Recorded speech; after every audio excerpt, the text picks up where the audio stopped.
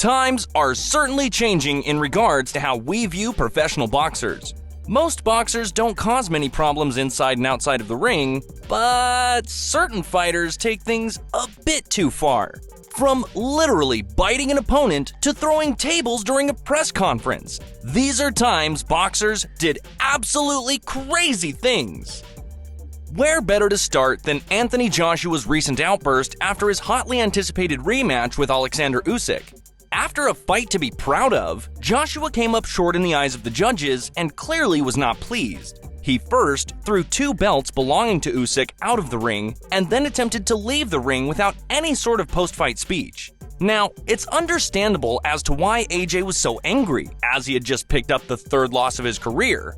But what happened next was crazy! Halfway through exiting the ring, he rapidly walked back, snatching the mic from Usyk. A man with so much to say after winning a fight that meant so much to him and his country. Joshua began talking, but no real words seemed to come out. Something about being 18 stone and something about how Ukraine is a great country. It was very odd to say the least. Usyk, to his credit, kept a cool head about the whole situation. But God, Joshua must have felt like a right prat when he woke up the next morning. Most Mexican fighters are full of respect for their opponents and the sport of boxing in general. This rule seemed to apply for Mexico's current fighting hero, Canelo Alvarez. That was until September of 2021, where an incident occurred during the press conference of his title defense against Caleb Plant. While Canelo's English has certainly made leaps and bounds over the years, there are a few things that still get lost in translation. Like when Plant decided to call Alvarez a mother effer, a fairly common insult between fighters. But let's just say Canelo was having none of it. Canelo shoved Plant back while the 2 men faced off, and then managed to land a thunderous bitch slap to the cheek of Plant.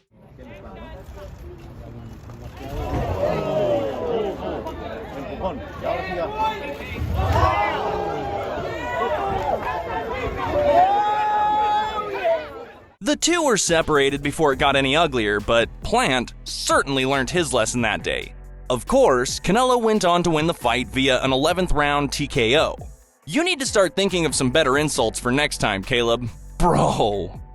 Hey, real quick, in your opinion, what is the craziest thing that a boxer has ever done? We would love to hear what you have to say, so get in the comments section and let us know. Oh, and please subscribe to the channel and drop a like on the video. Thank you, guys. Luis Resto is a man that many of you may not have heard of before.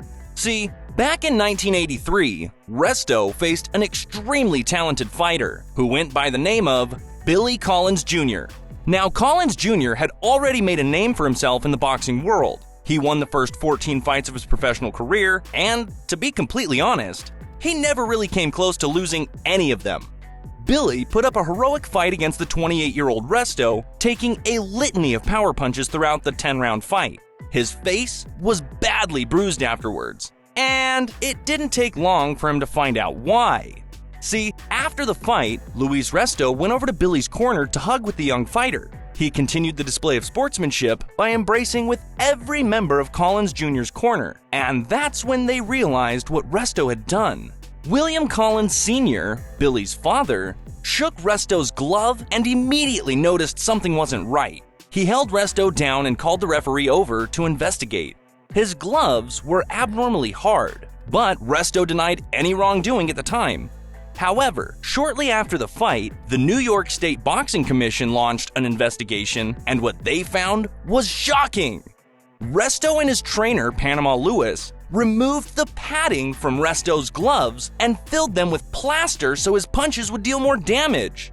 The damage to Billy's face was so bad that his vision was permanently blurred, leaving him with no other choice but to end his boxing career. Collins Jr. fell into deep depression after being told he could never box again, with many people believing that his death in 1984 was a planned car crash due to his mental illness. You will be glad to hear that Resto and his trainer got what they deserved. Lewis was banned from professional boxing forever, and Resto was suspended for a year. However, he never fought again. Both men spent over 2 years in prison for their crimes. May you rest in peace, Billy Collins Jr. You will never be forgotten. Okay, next up, we have the barbecue grill fanatic George Foreman, and the time that he fought 5 men in one night within the space of 1 hour. 5 men? What the heck? What can I say? The 70s were a different time.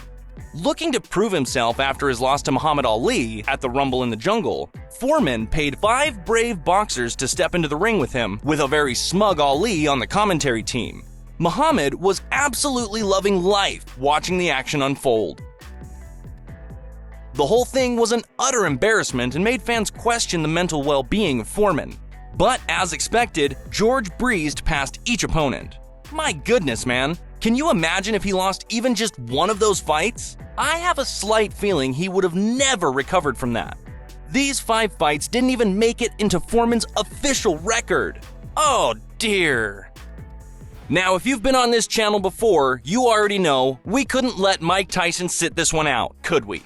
Narrowing down the many choices of times he went absolutely mad was incredibly difficult. This guy has too many moments to choose from, but there is one moment that springs to mind straight away when the name Mike Tyson is mentioned.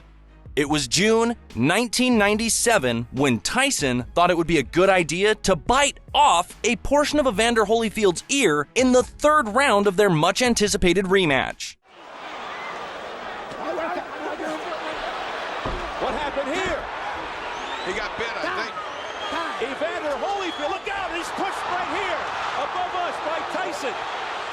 My man decided he was hungry mid-fight. Mike ended up being disqualified from the bout and lost his boxing license for 16 months. I was going to say that Mike learned his lesson, but it's Mike, so who knows what he's going to do next.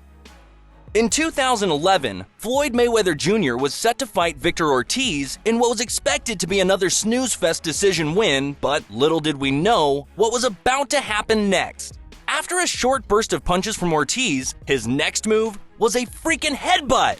To be fair to Victor, he did try to apologize, offering to hug Mayweather after his unsportsmanlike conduct. Floyd, being Floyd, decided to knock him unconscious while the man tried to hug him. What's the saying? Protect yourself at all times? Don't be doing that! Don't be doing that! Let's go!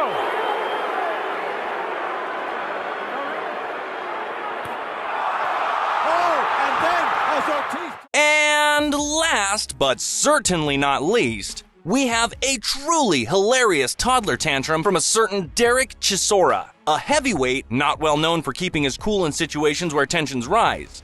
Derek has been involved in many altercations over the years that have seen him almost jailed. However, our pick for his most outrageous moment came in December of 2016.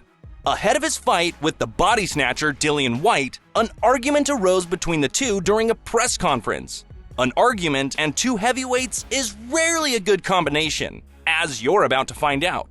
This heated argument prompted Chisora to pick up the table in front of him and throw it across the room, with Dillian Whyte being the poor sod that was targeted.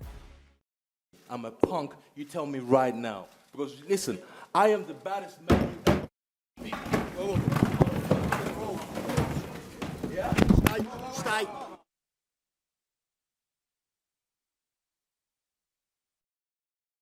These guys are crazy, dude! While the actions of the fighters in this video are undeniably crazy, you'd be surprised what these punch-drunk madmen can say with their mouth rather than their fists. Do you want to find out about the strangest things boxers have said to their opponents? Then do yourself a favor and click this video right here. Come on, dude, just click it!